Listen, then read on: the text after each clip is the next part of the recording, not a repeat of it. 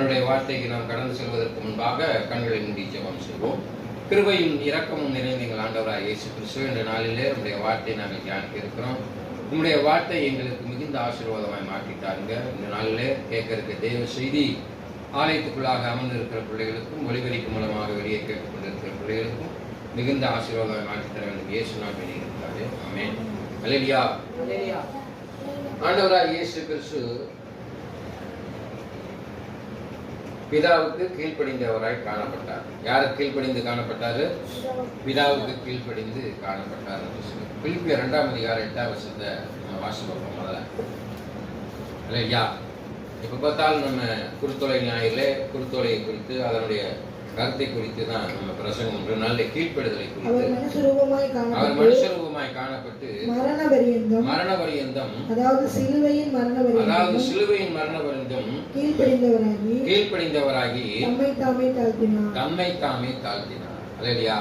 பாருங்களேன், இயேசு கிறிஸ்து அந்த சிலுவையில கூட பிதாவானவருக்கு கீழ்ப்படிந்தார். தான் சாக போறோம் அப்படின்னு தெரிஞ்சுவேன் என்ன செஞ்சாரு? கடைசி பரியந்தம் அவரை தாழ்த்தினார். எப்படி தாழ்த்தினாரு? பிதாவே, தாங்கள் செய்வது இன்னதென்று அறியாது இருக்கிறார்கள், இவர்களை மன்னியுங்கள். இயேசு கிறிஸ்துவை சிலுவையில் அறைந்து அவரை காரி துப்பி முள்முடி சூட்டி வாரினால் அடித்து அவமானப்படுத்தி விழாவிலை குத்தினவர்களை இவன் தேவதூஷணம் பேசுறான்னு சொல்லி கீழே இருந்து சிலுவையில் இருக்கும்போதே இயேசுவை நிறைய பேர் என்ன செஞ்சாங்க? திட்டினாங்க, கேவலமா பேசினாங்க, அவமானமா பேசினாங்க. அவர்கள் எல்லாம் என்ன செஞ்சாரு? தாங்கள் செய்வது இன்னதென்று அறியாது இருக்கிறார்கள் என்று சொல்லி அவர் என்ன செஞ்சாரு? எவ்வளவு ஒரு பெரிய காரியம் பாருங்க, மன்னிச்சார். அல்லேலூயா. மன்னிக்கக்கூடிய மனப்பான்மை உங்களுக்கு ரொம்ப அவசியம். நீங்கள் பிறருடைய தப்பிதங்களை மன்னியாது இருந்தால் பரமபிதா உங்களுடைய தப்பிதங்களை மன்னியாது இருப்பார். அன்பான தேவ பிள்ளைகளை, நீங்கள் தேவ ராஜ்யத்திற்கு போக வேண்டும் என்றால் ஒரு சில இடங்கள்ல பிரசங்கம் பண்றாங்க. ஒரு போதகர், எனக்கு தெரிஞ்ச ஒரு போதகர் பிரசங்கம், இயேசு கிறிஸ்து ரத்தம் சகல பாவங்களையும் சுத்திகரிக்கும், இயேசு கிறிஸ்துனால உன் ரத்தம் கழுவப்பட்டு அப்பத்தான் நீ பரலோகத்துக்கு போக வேண்டும். நீ என்னதான் இயேசு கிறிஸ்துனாலே பாவத்தின கழுவப்பட்டுட்டேன்னா உனக்கு விரோதமாய் பேசுறவன இயேசு கிறிஸ்து மன்னிச்சார். பார்த்தீங்களா? வேத வசனம் சொல்லுது, இயேசு கிறிஸ்துடைய ரத்தம் சகல பாவங்களை நீக்கி உங்களை சுத்திகரிக்க தான் செய்யும். ஆனா நீங்கள் பிறருடைய தப்பிதங்களை மன்னியாது இருந்தால் பரமபிதா உங்க தப்பிதங்களை மன்னிக்க மாட்டாங்க.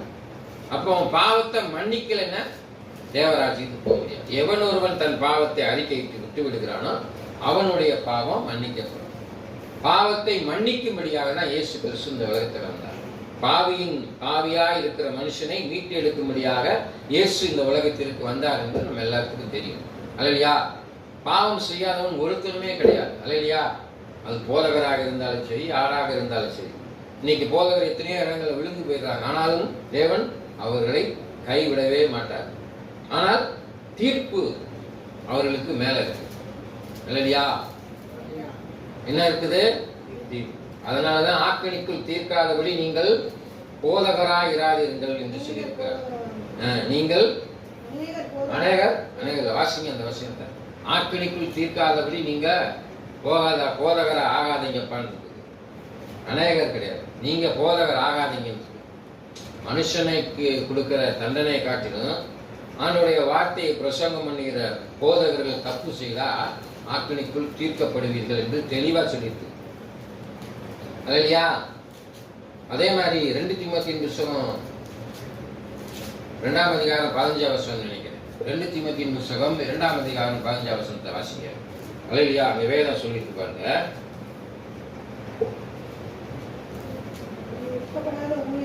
பார்த்தீங்களா? ஊழியக்காரன் முதல் வெட்கப்படக்கூடாது. தைரியமா சொல்லணும். யாரா இருந்தாலும், நானும் அப்படித்தான் செய்வேன். தைரியமா யாரா இருந்தாலும் நீ காணிக்க கொடு, எதையும் கொடு, வெட்கப்படக்கூடாது. தைரியமா சொல்லணும், கண்டிக்கணும்.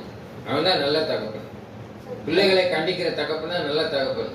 பிள்ளைகள் செய்யற தப்ப எனக்கு நீ விட்டுட்டோம்னு வச்சுக்கோங்க, பிள்ளை என்ன செய்யலாம்? தரதலா இருக்கும். எங்க விட்டாங்க பைபிள்ல? அல்லேலூயா. ஏலி. ஆமா, அது இன்னொன்று இருக்கு. கெட்ட குமாரன் உடைய கதை உங்களுக்கு தெரியும்.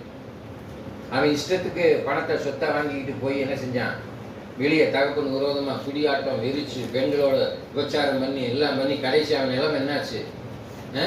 பசியும் பட்டினியுமா ஒரு இடத்துல வேலை செஞ்சு அங்க பணிக்கு வைக்கிறாங்க, தவிட தின்னும்படியா செஞ்சான். அவன்கிட்ட கடைசியா ஆண்டவர் பேசினார். மனம் திரும்பி தகப்பனிடத்துல அவன் திரும்பி வந்த பொழுது, அதான் என் தகப்பேன். அப்பதான் அவன் சகோதரன் கேட்கிறான், நான் உங்க கூட இருந்தேனே, எதுவும் செய்யலை. அவனுக்கு மோதிரம் அனுபவித்து நல்ல உடைகளை அனுபவித்து விருந்து ஏற்பாடு பண்ணி, அதே மாதிரிதான் இயேசு கிறிஸ்து. நல்லா தெரிஞ்சுக்கோங்க, நீங்க தப்பு செஞ்சாலும் ஒரு நேரம் மனம் திரும்பி அவர்கள் ஏற்றுக்கொண்டு திரும்பி இங்க வரும்போது உங்களை என்ன செய்வாரு? அணைத்துக் கொள்வார். வேற வசனம் சொல்லுதாலே, வருத்தப்பட்டு பாரம் சுமப்பவர்களே எல்லோரும் என்னிடத்துல வாருங்கள், நான் உங்களுக்கு இளைப்பாறுதல் தருவேன். வாசிங்க அந்த 1 2ஆம் அதிகாரம் 15ஆம் வசனத்தை. வெட்கப்படாத ஊழியக்காரனாய் சத்திய வசனங்களை, சத்தியம் என்பது எதை குறிக்கிறது? உண்மையை குறிக்கிறது. வேத வசனம் சத்தியத்தை தான் சொல்லும், உண்மையை தான் சொல்லும். நிதானமாய் சொல்லணுமா? கரெக்டா சொல்லணும். நிதானம்னா என்ன அர்த்தம்? கரெக்டா சொல்லணும். வேத வசனத்தை கூட்டி குறைக்கி தப்பா பிரசங்கம் பண்ணக்கூடாது. இன்னைக்கு சபைகள்ல பாத்தீங்கன்னா சினிமா பாட்டு பாடுறாங்க. அல்லையா, ஜான் ஜெவராஜ், இன்னும் இந்த ஜஸ்டின், இவங்கெல்லாம் வந்து சபைக்குள்ள சினிமா பாட்டு பாடுறாங்க. நான் தைரியமா பேர் சொல்லுவேன், யாரும் நீ ஒன்றும் சொல்ல முடியாது. இன்னைக்கு பிசாசு சபைக்குள்ளாக சினிமா பாடல்களை கொண்டு வந்து நிறைய பேர் இருக்காங்க, வஞ்சித்து வைத்திருக்கு. அல்லையா, அவங்கெல்லாம் ஆன்டி கிரைஸ்ட், பிசாசின் சபை. ஆமென். அல்லையா, அன்பான தேவ பிள்ளைகளே, அப்புறம் என்ன சொல்லிட்டு பாருங்க, பகுத்தறிந்து சத்தியத்தை நிதானமாய் பகுத்தறிந்து தேவனுக்கு முன்பாக உத்தமனா இருக்கணும். பாத்தீங்களா, வேத வசனத்துல சொல்லியிருக்கு, தேவனுக்கு முன்பாக உத்தமனா இருக்கணுமா. நீ பிரசங்கம் பண்ணணும்னா நிதானித்து அறிந்து நீ உத்தமனா இருந்தா தான் பிரசங்கம் பண்ண முடியும். ஆமென். ஜாக்கிரதையா இரு. நீ பிரசங்கம் ஒருத்தன் விபச்சாரம் செய்யாது இருப்பாயாக அப்படின்னு சொன்னா நீ செய்யக்கூடாது. குடிக்காது இருப்பாயாக, போதகர் குடிக்கக்கூடாது. களவு செய்யாது இருப்பாயாக அப்படின்னு சொன்னா போதகர் களவு செய்யக்கூடாது. இங்க சினிமா பாட்டை பாடுறது, விசில எங்க அடிப்பாங்க? செத்த குணத்துக்கு முன்னால்தான் விசில் அடிப்பாங்க. சபைகளில் விசில் அடிக்கிறது தேவன் சொல்லவே இல்லை. அப்படி சுரமண்டங்களோடும் அத்தனங்களோடும் மியூசிக்கோட தான் பாட சொல்லியிருக்காரு. வீணைகளோடும் உயிர் செய்யுள்ள கைத்தாங்க விசில் அடிச்சுக்கிட்டு. இது ஒரு பின்னால் ஒரு சபை, புதிய ஜீவிய சபை. அந்த போதகர் டபிள்யூ பாஸ் விசில் அடிக்க சொல்றாரு அவரை. அப்ப இவங்கெல்லாம் யாரு? போலியான தீர்க்கதரிசிகள். ஆமென். அல்லேலூயா. இப்படி சொல்லக்கூடாது. இன்னைக்கு நாகரிகத்துக்கு ஏத்த மாதிரி மாற்றக்கூடாது. அல்லேலூயா. இன்னைக்கு சபைகள்ல வந்து சீர்கெட்டு போறது, பிசாசு உள்ளே திரை மூலமா இது பண்ணி போதர்களை வஞ்சிச்சு இது பண்ணிருக்கு. அல்லேலூயா. அது கூட இருக்கவங்க எல்லாம் சேர்ந்து சொல்றதுனால போதர்களை அப்படி செய்ய தூண்டி விடுகிறது. அப்பதான் கூட்டம் வரும், அப்பதான் கூட்டம் வரும் அப்படின்னு. கூட்டம் முக்கியம் இல்லைங்க, விலை மதிக்க முடியாத ஆத்துமாவை போதர்கள் சரியாக நடத்த வேண்டும். ஆமென். அல்லேலூயா. Praise God. இங்கே வேதவசனம் சொல்லுது, விசுவாசத்துடன் தேவன் அழைப்புடனும் தொடர்புடைய கீழ்ப்படிதல் இருக்கிறது. விசுவாசத்தோடு தேவனுடைய அழைப்பு கூட சேர்ந்த கீழ்ப்படிதல் அவசியமா இருக்கு. அப்போஸ்தலர் புத்தகம் 6ஆம் அதிகாரம் 7ஆவது வசனத்தில் சொல்லியிருக்கு. அப்போஸ்தலர் புத்தகம் 6ஆம் அதிகாரம் 7ஆவது வசனத்தை வாசித்து பார்ப்போம். அப்போஸ்தலர் புத்தகம் 6ஆம் அதிகாரம் 7ஆவது வசனம். தேவ வசனம் விருத்தி அடைந்தது.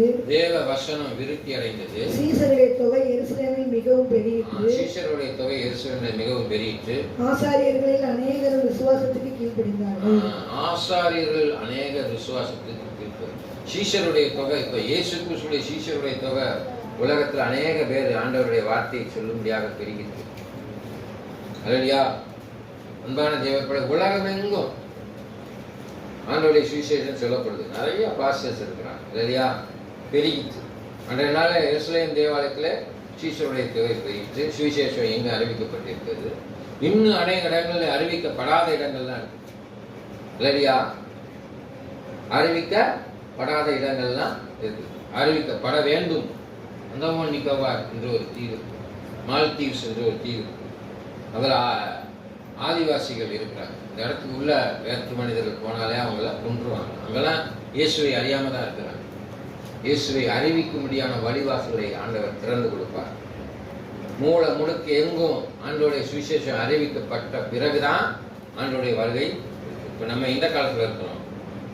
நம்ம எல்லாம் யாருடைய காலத்தில்? இந்த காலம் உபத்திரவத்தின் காலத்தில் வாழ்ந்துட்டு இருக்கோம். அல்லையா? உங்க வாழ்க்கையில உபத்திரவம் நிறைய இருக்கு, சிந்தனை நிறைய இருக்கு. படிக்கிற பிள்ளைக்கு பிரச்சனை, பொருளாதார பிரச்சனை, போதகருக்கு சபையில பிரச்சனை, குடும்பங்கள்ல பொருளாதார பிரச்சனை, நிறைய பிரச்சனை. உபத்திரவ காலம். திடன்கொள், நான் உலகத்தை ஜெயித்திருக்கிறேன். உபத்திரம் உண்டு, திடன்கொள், நான் உலகத்தை ஜெயித்திருக்கிறேன். அப்ப எங்கும் சுவிசேஷம் அறிவிக்கப்பட்டு வேத வசனம் விருத்தி அடையணும். இன்னைக்கு வேத வசனம் விருத்தி அடையாதபடி பிசாசு என்ன செஞ்சிருக்குது? வஞ்சித்து வைத்திருக்கு. ஆமே, என்ன செஞ்சிருக்கு? வஞ்சித்து வச்சு. நவநாகரிக காலத்திலே என்ன செஞ்சிருக்கு? பிசாசு வஞ்சித்து வைத்திருக்கிறது. அப்ப நம்ம கீழ்ப்படி ரோமர் புத்தகம் 1:5 சொல்லியிருப்பாங்க. ரோமர் புத்தகம் 1ஆம் அதிகாரம் 5ஆம் வசனத்தை வாசித்து பாருங்க. ரோமர் புத்தகம், மாமிசத்தின்படி தாவீதின் சந்ததியில் பிறந்தவராகிய பரிசுத்தமுள்ள ஆவியின்படி தேவனுடைய, பார்த்தீங்களா? யார்? இயேசு கிறிஸ்து தான். இயேசு கிறிஸ்து தான் அது சொல்லப்படுகிறது. தேவனுடைய சுதன் என்று யாருடைய சந்ததியில? தாவீதினுடைய சந்ததியில வந்த இயேசு கிறிஸ்து பிதனுடைய சுதன் என்று.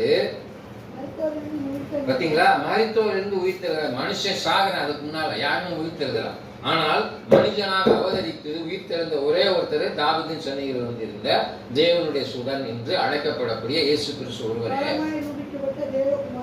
பலமாய் நிரூபிக்கப்பட்டிருக்கிறது. இயேசு கிறிஸ்து ஒருத்தர் வந்தார் இந்த உலகத்திற்கு. தெய்வம் மனிதனாக வந்து மரித்து உயிர்த்தார் என்று பலமாக நிரூபிக்கப்பட்டிருக்கிறது. அது பொய்ன்னு யாருமே சொல்ல முடியல. என்ன பிரபு, என்ன சொல்ல முடியல? பொய்ன்னு சொல்ல முடியலை. கவனிங்க. அல்லையா? பலமாக நிரூபிக்கப்பட்டிருக்கிறது. எதனால் நிரூபிக்கப்பட்டிருக்கிறது? 1 பேதுரு புத்தகம் 1ஆம் அதிகாரம் 2வது வசனம். 1 பேதுரு புத்தகம் 1ஆம் அதிகாரம் 2வது வசனம் வாசிங்க. பிதாவாகிய தேவனுடைய முன்னறிவின்படியே ஆவியானவருடைய பரிசுத்தமாக்குவதனாலே, பாத்தீங்களா? கீழ்ப்படிதலுக்கும் இயேசு கிறிஸ்து ரத்தம் தெளிக்கப்படுவதற்கும் தெரிந்து கொள்ளப்பட்ட பரதேசிகளுக்கு எழுதுகிறாவது. பாத்தீங்களா? கிருபையும் சமாதானம். தெரிந்து கொள்ளப்பட்ட பரதேசிகள் நானு, நீ, எல்லாமே. அல்லையா? கிருபையும் சமாதானமும் உனக்கு கிடைக்கணும்னா இயேசு கிறிஸ்து ரத்தம் உன் மேல தெளிக்கப்பட்டிருக்கு. இயேசு கிறிஸ்துவை நீங்க சொந்த ரட்சகராக ஏற்றுக்கொள்ளும் பொழுது நீங்க தேவனுடைய பிள்ளைகளாக மாறுகிறீர்கள். உங்களுடைய பாவங்களை முழுமையாக நீங்கள் அறிக்கையிடுகிறதுனாலே உங்கள் பாவங்கள் மன்னிக்கப்படுகிறது. ஆமென். கீழ்ப்படுகிறீங்க. எதுக்கு கீழ்ப்படுகிறீங்க? வேத வசனத்துக்கு கீழ்ப்படிஞ்சு நீங்க நடக்கும்போது எல்லாமே நடக்கும். இயேசு கிறிஸ்து பிதாவுக்கு கீழ்ப்படிந்தார். அதான் சொல்லியிருக்கல, மனுஷரூபமாய் காணப்பட்டு தம்மை தாமே தாழ்த்தி கீழ்ப்படிந்தார். ஏன் இயேசு கிறிஸ்து என்னால முடியாதுன்னு பிதாவிடத்துல சொல்லல. தேவ சித்தத்தை செய்து முடிக்கும்படியாக இயேசு கிறிஸ்து கீழ்ப்படிந்தார், தாழ்த்தி கீழ்ப்படிந்தார். நீங்கள் கீழ்ப்படிங்க. அல்லையா? எல்லா காரியத்திலும் கீழ்ப்படிங்க பாருங்க. அல்லையா? நான் ரொம்ப வருத்தப்படுவேன். சில சமயம் எங்கள் அப்பாவை எதிர்த்து பேசுகிறேன். இப்போ இல்லாதனால தான் எங்கள் அப்பாவுடைய ஒவ்வொரு நாளும் விசுவாசத்தின் தகப்பனாகிய ஆபிரகாமை போல இருக்கணும் அப்படின்னு சொல்லி விசுவாசத்தில் பலப்படு என்று சொல்லி நான் கற்றுக் கொடுத்தேன். என்று நான் விசுவாசத்தில் இருக்கிறேன். ரொம்ப ஜெபம் பண்ணுறேன். என் தேவைகளுக்காக ஜெபம் பண்ணுறேன். என் தகப்பனார் கற்றுக் கொடுத்த அந்த விசுவாசத்தை நான் நடைமுறைப்படுத்துகிறேன். இயேசு கிறிஸ்துவை அறிந்து கொண்டு அவர் முன்மாதிரியாக விட்டு சென்ற அந்த காரியத்தில் நான் நம்பிக்கை ஊட்டினேன். உடனே எதுக்கெடுத்தாலும் எங்கள் அம்மாட்ட சொல்லுவாங்க. என்ன சொல்லுவாங்க? நம்பிக்கை, கீழ்ப்படி, நம்மளுடைய வார்த்தைக்கு கீழ்ப்படி, வேதவசனத்தை வாசி. எடுத்த உடனே தலைவலிக்கு ஆஸ்பத்திரிக்கு போகணும், சுகங்கள் ஆஸ்பத்திரிக்கு முதல்ல ஜெபம் பண்ணு, ஆண்டவர் சுகம் கொடுப்பார். எங்கள் அப்பா ஆஸ்பத்திரிக்கு போய் நான் பார்த்துட்டு அவர் இறுதி காலத்தில் ரொம்ப முடியாத நேரத்தில் கூட வரமாட்டேன்னு தான் சொன்னாங்க. நாங்கள் தான் கொண்டு போய் ஆஸ்பத்திரியில் சேர்த்து இன்னும் சரியாகி விசுவாசத்தோடு அறிக்கையிட்டு தன்னை ஒப்பு கொடுத்து மறித்தார். அல்லேலூயா.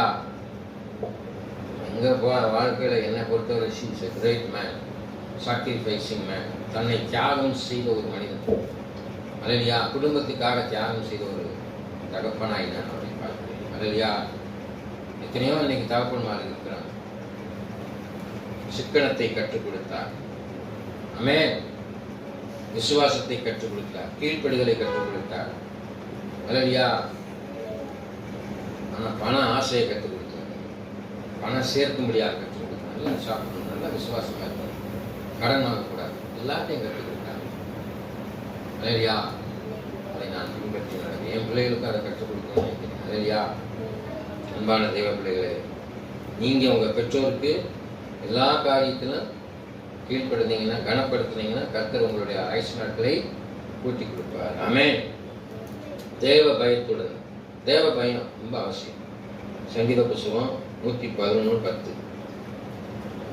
கர்த்தருக்கு பயப்படுதலே ஞானத்தின் நம்ம ஞானமா இந்த உலகத்துல வாழணும்னா ஞானம் ரொம்ப அவசியம். அதனால கர்த்தருக்கு பயந்து நடக்கணும். அதனாலதான் நான் இப்ப காலையில கூட உங்களை கண்டிச்சேன். இல்லையா?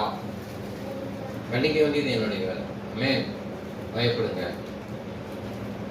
பயந்து நடங்க, ஒழுக்கமா உட்காருவோம். அப்பதான் இயேசு வருவாரு. அவர்வாடு கோச்சு போயிட்டாருன்னா, புறமுதுக காமிச்சிட்டாருன்னா முடிஞ்சிருச்சு. நம்ம சபைக்கு புறமுதுக காமிச்சிட்டா என்ன ஆயிரும்? புறமுதுகவே நம்மளால பார்க்க முடியல. என்ன அவ்வளவு சக்தி இருக்குது. இயேசு கிறிஸ்து வாசமா இருக்கிறார். நம்ம நல்லா கரெக்டா இருந்தாதான் இருப்பார். இல்லைன்னா அவர்வாட்டு எந்திரிச்சு போயிட்டாருன்னா ரொம்ப. அதனாலதான் நான் அவங்களை சொல்றேன், இயேசு கிறிஸ்து வாசம் செய்கிற இடத்துல நாம் பயபக்தியோடு இருக்க வேண்டும், கீழ்ப்படுதலோடு இருக்க வேண்டும். ஆமென். அங்கே வேதவசனம் சொல்லுவாங்க. 2 கொரிந்தியர் புத்தகம் 7ஆம் அதிகாரம் 15ஆம் வசனம்.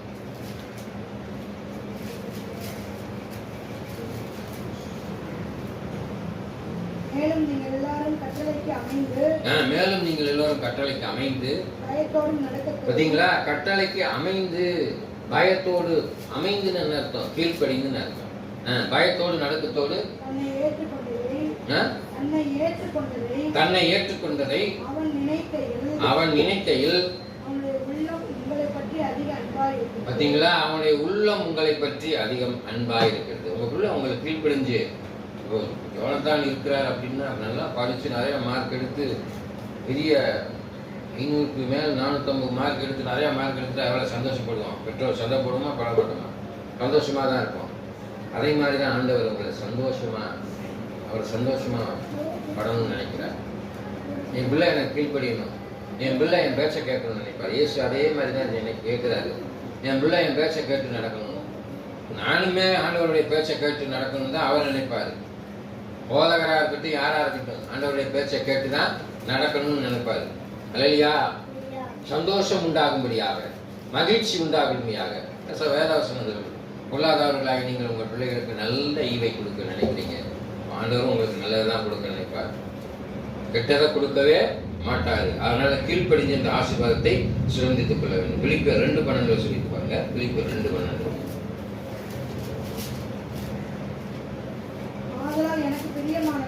ஆதலால் பாத்தீங்களா? எனக்கு பிரியமானவர்களே, நீங்கள் எப்பொழுதும் கீழ்ப்படுகிறபடியே நான் உங்களுக்கு சமீபமாய் இருக்கும் பொழுது மாத்திரமல்ல,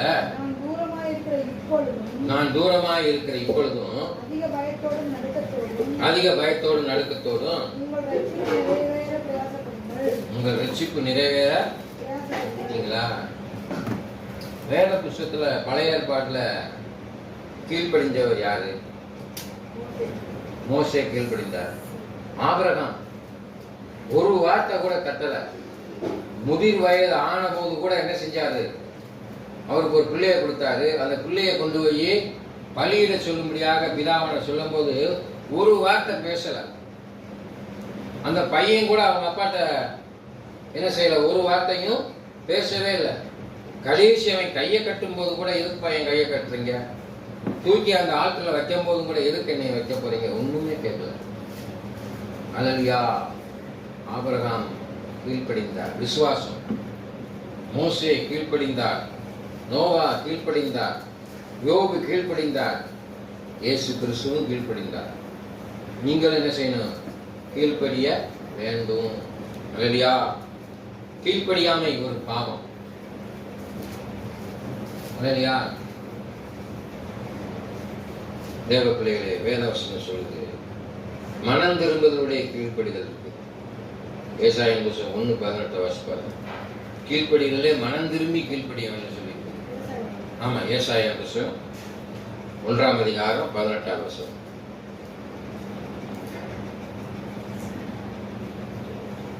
வழக்காடுவோம் வாருங்கள் என்று கர்த்தர் சொல்லுகிறார். உங்கள் பாவங்கள் சிறியதென்று இருந்தாலும் குறைந்த மலையை போல் வெண்மையாகும். அவர்கள் இரத்தாம்பர சிவப்பாக இருந்தாலும் மஞ்சை போலாகும். அல்லேலூயா. அப்புறம் பாருங்க அந்த 19 வாசிங்க. நீங்கள் மனம் பொருந்தி செவி கொடுத்தால் தேசத்தின் பாத்தீங்களா, மனம் பொருந்தி செவி கொடுத்தால் தேசத்தின் நன்மையை புசிப்பீர்கள். தேசத்தின் நன்மையை புசிப்பீர்கள். இந்த உலகத்துல நீ நன்மையை புசிக்க வேண்டும் என்றால் என்ன, மனம் திரும்பி செவி கொடுக்கணும். உபாகமத்துல சொல்லியிருக்கு பார்த்தீங்களா, அவனுடைய வார்த்தைக்கு நீ உண்மையாக செவி சாய்ப்பாயானால் பின்னால சொல்லப்படுகிற ஆசீர்வாதம் பூரா வரும். செவி சாய்க்கலைன்னா அது சாபமா மாறிவிடும். ஆமென். அங்கே முன்மாதிரியான கீழ்ப்படுதலை குறித்து சொல்லியிருக்கு. கொலோசியர் புத்தகம் 3 அதிகாரம் 20, 21, 22, 23, 24 நிறைய சொல்லியிருக்கு. வாசிங்க. அதுல 3 அதிகாரம் 20 வசனத்தை வாசிங்க. பிதாக்களேன்னு யாரு? நல்லா அங்க கவனிங்க. பெற்றோர்களே, உங்கள் பிள்ளைகள் திறனற்றுனா அவங்க சோர்ந்து போகாதபடி கோபம் ஊட்டக்கூடாது பிள்ளைகளுக்கு. வேலைக்காரர்களே, சரீரத்தின்படி உங்கள் எஜமான்களுக்கு எல்லா காரியத்திலும் கீழ்ப்படிந்து உங்கள் மனுஷருக்கு பிரியமாயிருக்க விரும்புகிறவர்களாக. பார்வைக்கு பார்த்தீங்களா, ஊழியக்காரன் பார்வைக்கு ஊழியம் செய்யக்கூடாது. மனுஷனை திருப்திப்படுத்த முடியாது, நடிக்க கூடாது. உத்தமல உள்ளனா ஜாக்கிரதா போதிக்கணும். தேவனுக்கு பயப்படுபவர்களாக கபடம் இல்லாத ஊழியத்தோடு ஊழியம் செய்யணும். நீங்கள் கர்த்தராகிய இயேசுவை கிறிஸ்துவை சேவிக்கிறதுனாலே ஆமென், சுதந்திரமா கர்த்தராலே தேவனுடைய அறிந்திருக்கிறீர்கள். ஆமென். இறுதியாக கிறிஸ்துவில் நிறைவேடையும் கீழ்ப்படிதல். ரோமன் புத்தகம் 5:19 நிறைய இருக்குது, நேரம் வேணும். 5:19 வாசிங்க. ரோமன் புத்தகம் 5 அதிகாரம் 19 வசனம். அன்றியும் ஒரே மனுஷனுடைய கீழ்ப்பை யாரு? ஆதாமுடைய கீழ்ப்படியினாலே பூரா பாவிகளாக்கப்பட்டிருக்கான். ஒரு இயேசு கிறிஸ்துடைய கீழ்ப்படிதனாலே இப்ப நான் நீதிமான்களாக்கப்பட்டிருக்கிறோம். இயேசு கிறிஸ்து கீழ்ப்படிந்து தேவ சித்தத்தை செய்து முடித்ததனால ஆதாம் செய்த பாவம் சிலுவையிலே நிறைவு பெற்றது. அதனாலதான் கலாத்தியர் 2:20 சொல்றோம். இயேசுவோடு சேர்ந்து சிலுவையில் அறையப்பட்டு நான் பிழைத்திருக்கிறேன், இனி நான் அல்ல, கிறிஸ்துவ எனக்குள் பிழைத்திருக்கிறார். இப்பொழுது நான் மாமிசத்தில் பிழைத்திருப்பது எனக்காக தம்மை தாங்க போடும் தேவனுடைய குமாரனை பற்றியான விசுவாசத்திலே பிழைத்திருக்கிறோம். அல்லேலூயா. கடைசி ஆதாமாகிய இயேசு கிறிஸ்து கீழ்ப்படிந்து எல்லாவற்றையும் நிறைவு செய்தார். ஆமென். அங்கே எபிரேயர் புத்தகம் 5:8-9 வாசிங்க. எபிரேயர் புத்தகம் 5 அதிகாரம் 8-9.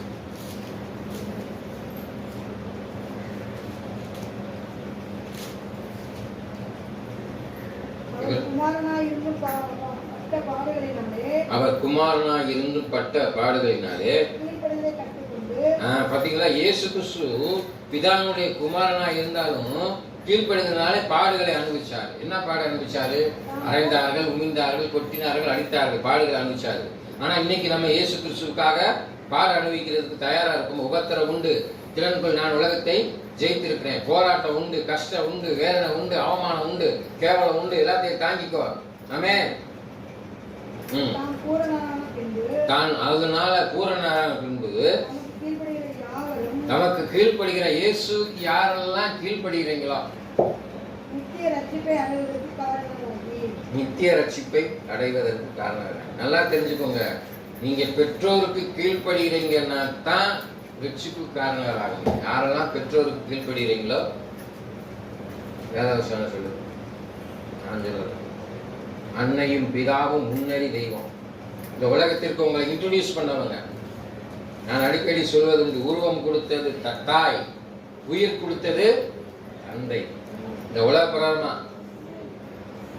தகப்பனுடைய டிஎன்ஏ ஜீன் மூலமா நீ உயிர் பெறுகிறாய்.